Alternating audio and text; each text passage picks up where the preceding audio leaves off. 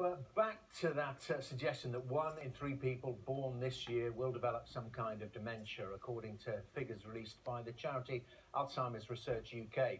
Now, dementia affects around about 850,000 people in the UK.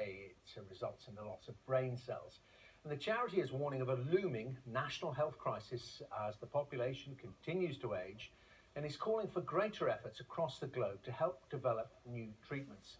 Let's get the thoughts now of Deborah Stone, co-founder of the website Myageingparent.com. Good to talk to you, Deborah. Very good afternoon to you. And just to tell us about the website, first of all, what it does and why you set it up. Well, we set up Myageingparent for many of the reasons you've been discussing today, which is really to help families look after older relatives. The ageing population is increasing all the time, and we need to find ways to help not just the older people themselves, but also those people who are caring for them, particularly in the cases of dementia. So the website offers advice on all sorts of areas, from health issues right through to legal and financial, and also the nicer bits of life as too, in terms of how to sort of maximise your old age as well. And of course, it's not just about the dementia sufferer, is it? The effect on the whole family and their wider group of friends can also be very difficult as well.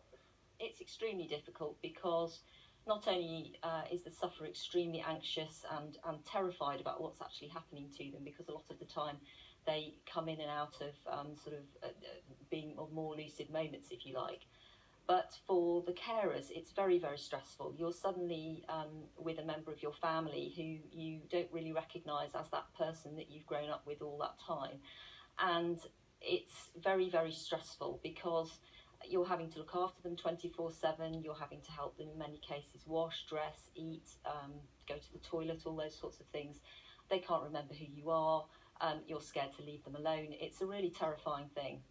And this is the warning, the estimate, ballpark figure, I suppose, of 850,000 or so current sufferers. And as we know from the projections, our population is ageing dramatically. This can only get worse. It is going to get worse. I mean, the statistics are there for everybody to see. I think the problem is that people don't like to think about what might happen in the future. So when people talk about the ageing population, they think of it as a statistic rather than actually what's happening.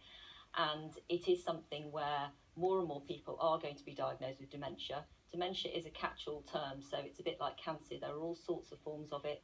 It takes longer or shorter times to develop in different people, and it needs very, very specialist care. And as we discussed, it needs help for the families who are also providing that care as well. So it is something that is, it's just a huge time bomb waiting to happen. What about the research? We know there's a lot of research, a lot of money being spent going into either looking for a cure. Now that would be great, but measures to perhaps prevent the worst forms developing. What do you know about that?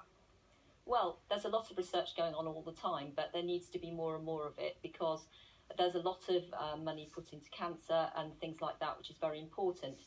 But the amount of money and research put into dementia is a lot less than that, and actually it's going to be a much bigger problem. So the more research we can do, the closer we can get to a cure, that would just be amazing. But in the meantime, we need to think about ways to plan, how to help people think about what might happen to them in the future, and how to help families and relatives generally care for those loved ones that are suffering from dementia at the moment.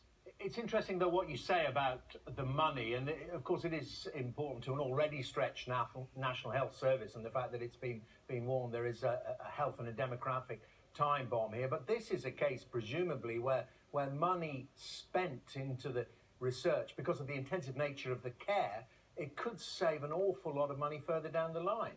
Absolutely. I mean, people who suffer from dementia suffer for years and years. I mean, some people have a shorter lifespan, which is terrible, but a lot of people suffer for 8-10 years with this disease, and the level of care is very, very specialist. In many cases, much more specialist and time-consuming than people who have physical illnesses such as cancer, who have to go into hospices. So it would save an enormous amount of money. I mean, obviously, everybody is holding out great hope for a cure, and we hope that one day soon that we will get there. But it's definitely worth the money into research, because it will save absolute fortunes in terms of care that people are currently needing and will need in the near future. Well, Deborah, great to get your thoughts. Thank you very much for sharing them with us. Deborah Stone there from the website Myageingparent.com. Now, Hungary's Prime Minister